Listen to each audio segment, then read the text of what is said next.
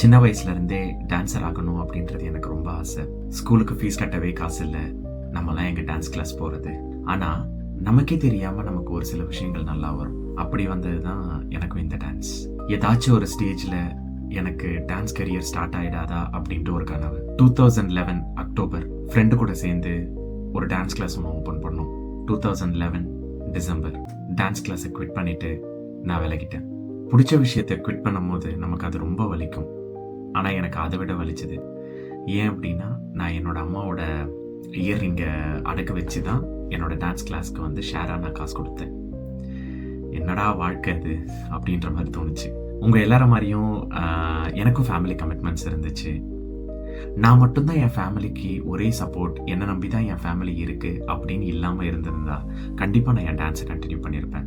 உங்கள் எல்லாருக்குமே தெரியும், நம்ம ரிலேஷன்ஸ்க்கெல்லாம் அவங்களால நம்ம நல்லா இருக்கணும், ஆனால் அவங்கள விட நம்ம நல்லா இருந்துடக்கூடாது.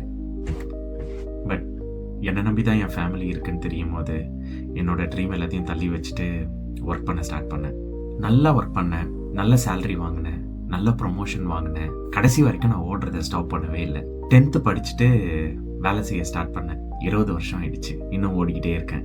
கரெக்டாக சொல்லணும்னா 2020 பிப்ரவரியில் நான் நியூசிலாந்து வந்தேன். நியூசிலாந்து வந்து எக்ஸாக்டாக 5 வருஷம் ஆயிடுச்சு. இங்கே வந்து நல்லா வேலை பார்த்தேன். இங்கே நான் பண்ணாத வேலையே கிடையாது. என்னால் எவ்வளோ வேலை செய்ய முடியுமோ அவ்வளோ வேலை செஞ்சேன். அகெயின் என்னை நம்பி தான் என் ஃபேமிலி இருக்குது அப்படின்னு நினைக்கும் போது ஒரு நல்ல ஒரு ஜாப் எடுத்தேன் ஐடியில். இந்த கண்ட்ரியில் ரெசிடென்ட் ஆனேன்.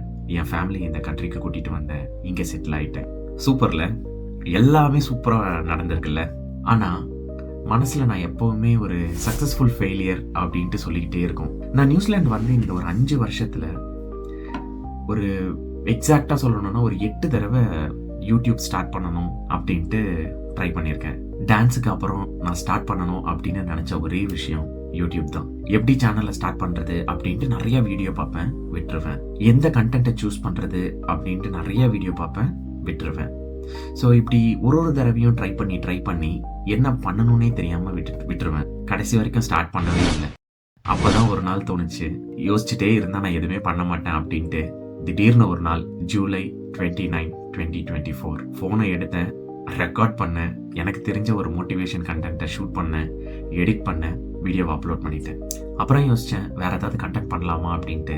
ஆனால் என்ன மாதிரி நிறைய பேர் மோட்டிவேட் பண்ணுறதுக்கு ஆளே இல்லாமல் இருக்காங்க அப்படின்னு தெரிஞ்சதுனால என் லைஃப்பில் எனக்கு கிடைச்ச எல்லா எக்ஸ்பீரியன்ஸையும் ஒரு மோட்டிவேஷனாக, ஒரு நல்ல இன்ஃபர்மேஷனாக உங்கள் எல்லாருக்கும் கொடுக்கணும் அப்படின்ட்டு திங்க் பண்ணேன்.